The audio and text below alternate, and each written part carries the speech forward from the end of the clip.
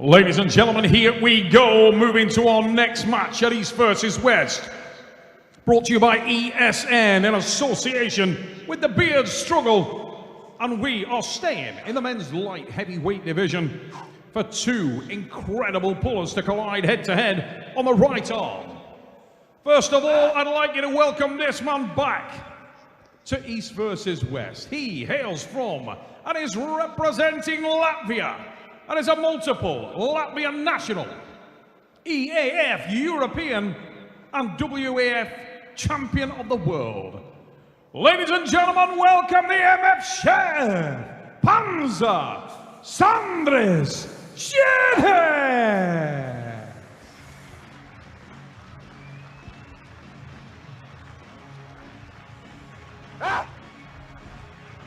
Welcome to the stage, ladies and gentlemen.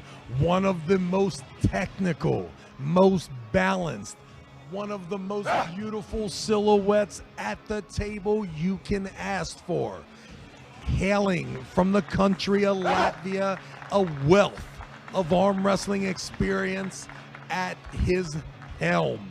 Ladies and gentlemen, Sandris, super ready to do battle. One of my favorite athletes here at East versus West, definitely capable of absolutely great things. Sandris, a true athlete here and representing this class at a super high level.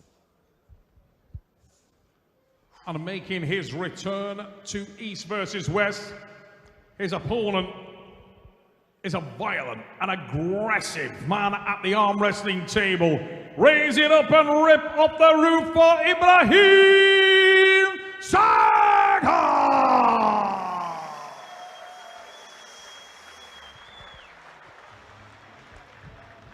Let's just put it out there.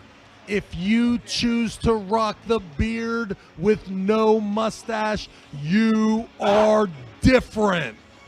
Ladies and gentlemen, Ibragim Sagov entering the arena, and my goodness, we talked about it earlier. If you wanted to paint a picture of pure aggression, an absolute mean-looking dude with a name like Ibragim. Are you kidding me? My goodness, what an absolute... We are on the train tracks, ladies and gentlemen. These trains are headed to each other. I know that Sandris is ready. I know he possesses angles, leverage, all of that stuff, but don't forget, sometimes the stronger, more aggressive man wins the match. So excited to get this thing started.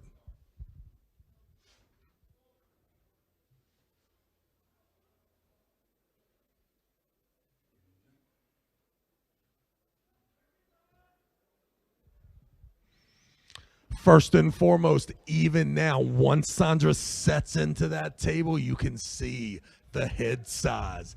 Ibragim, definitely the real deal. Look at how the center of the table is being challenged here. Ladies and gentlemen, Sandris, do not get it twisted. We are talking about a technically sound arm wrestler, someone that has experience in the big stage, experience with the best arm wrestlers in the world. This will be a huge task for Ibragim Sagov. Sagov, you can see, Trav, the size of the frame. Talking about a man in Sandris Sedis that's 6 feet 5 inches tall, and yet when these guys grip up, you'll notice the size of the frame on Sagov. He's got massive wrists, massive hands, that long forearm.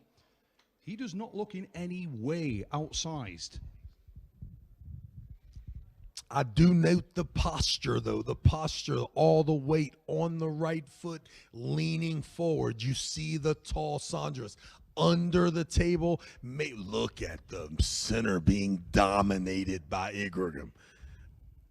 Really shutting that down. And I'm going to say, Travis, I think it's an unusual choice for Sandris to go front and at the right-hand side of the pad. The reason why is because it really allows Ibragim to jump on top of that arm with the shoulder And unless Sandris is extremely quick out of the blocks, he's going to have a lot of side pressure to deal with there. He needs to try and get Ibragim outside that shoulder as early as possible. Another plan for Sandris Sedis is to expose that hand and wrist, to utilize the top roll. But Sagov's so explosive, do not blink. And away we go, look at that hit there. Sagov dives on with the shoulder and super tight. And it is the pin for Ibragim Sagov. What a start.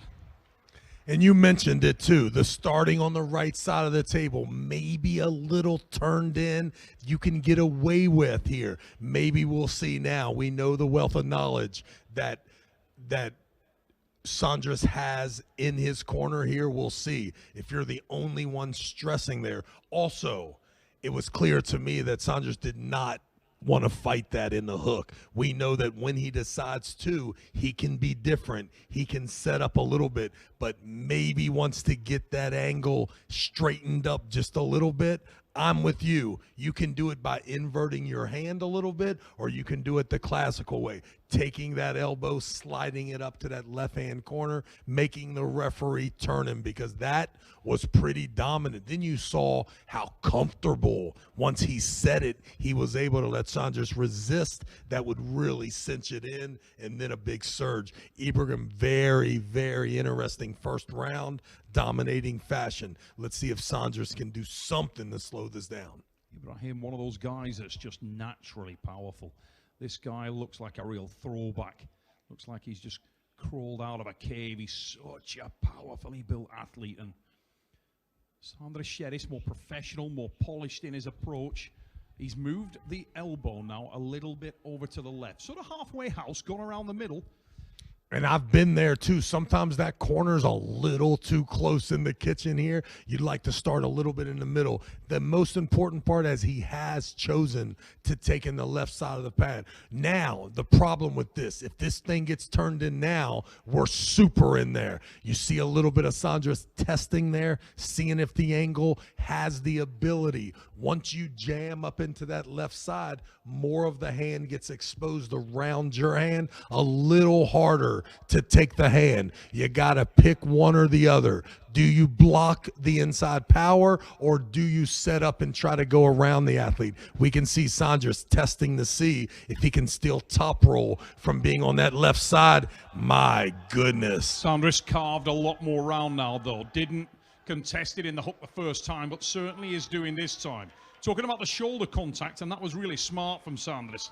But look how tight Ibragim Sagov gets at that stage. Really tight, really deep. And Sandris Sedis is palm up and underneath.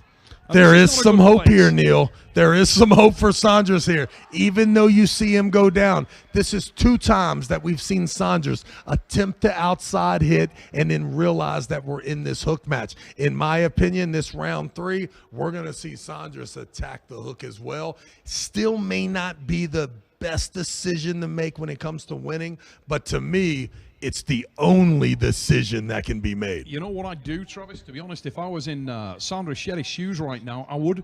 You noticed on the first setup of that second round, he started to look like he was going for the low hand. Pistol gripped him, punched that wrist out a little bit, and that might not be a bad strategy for Sandris if he goes all the way left with the elbow, a little bit of pistol grip, but don't use it to try and top roll. It's pretty evident at this stage there is a speed disparity, there's an explosivity disparity on display here, and he could use that just to get him into a better position on the high hook so that he's not palm up. At the moment he's landing underneath Sagov every time, and that is not a good place to be. And to be honest with you, Sandris knows right now, is this guy's hook too strong even if I commit to a hook? If that answer is he is, then I'm with you.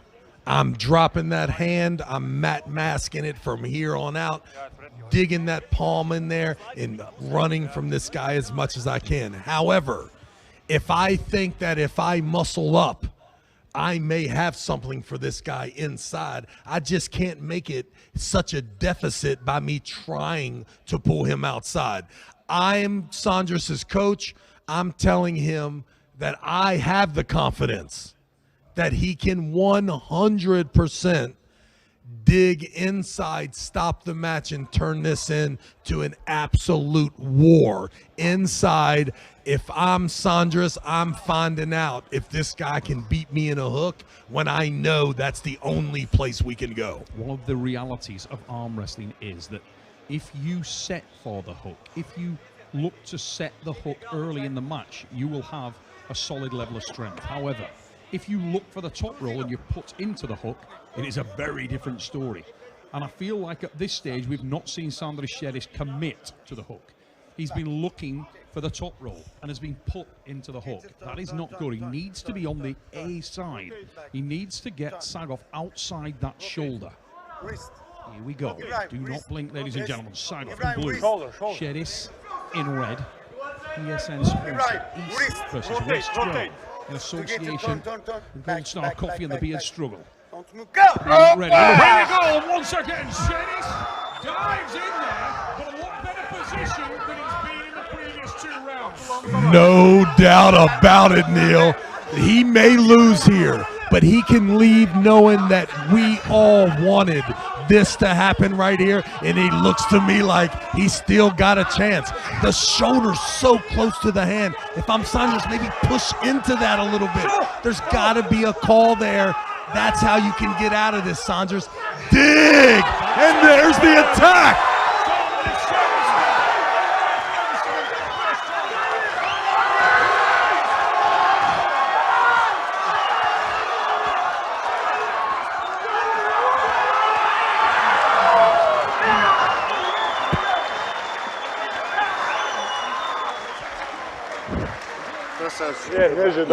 Ladies and gentlemen, that's 15 seconds of a match that we all thought was about to go 3-2. This is what arm wrestling is all about.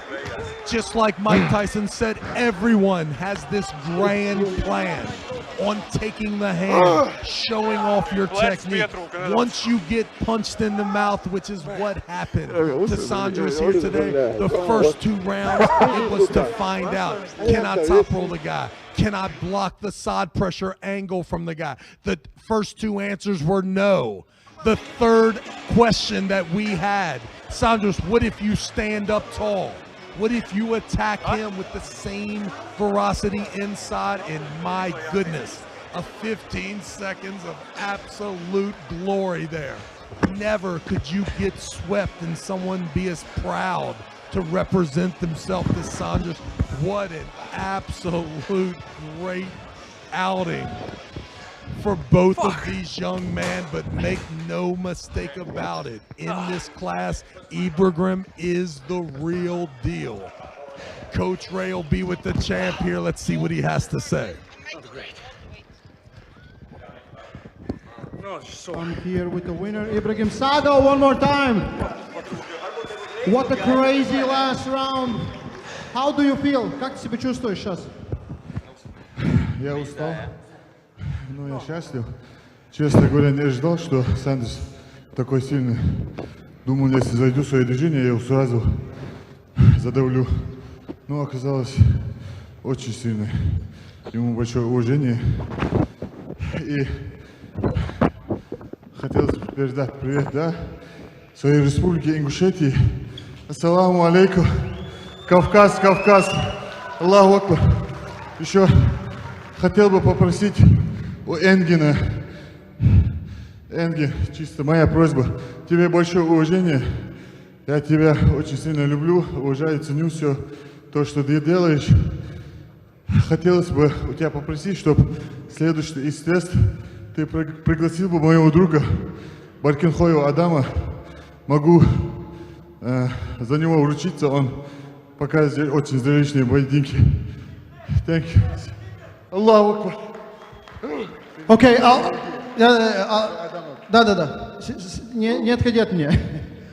I'll try to translate all of that. First, he wants to send a hi to everyone at home. Second is, he's tired, he's happy. He didn't expect Sandris to be so strong. He thought, if I get on my best move on inside, there's no chance he can beat it. Still excited. Then he asked Enginter Z to invite his friend Adam Barkinhoyem. He said he will show some great matches as well. And he said much love to Engin and all the respect in the world. Great performance. Спасибо тебе. Thank you. Thank you. Thank you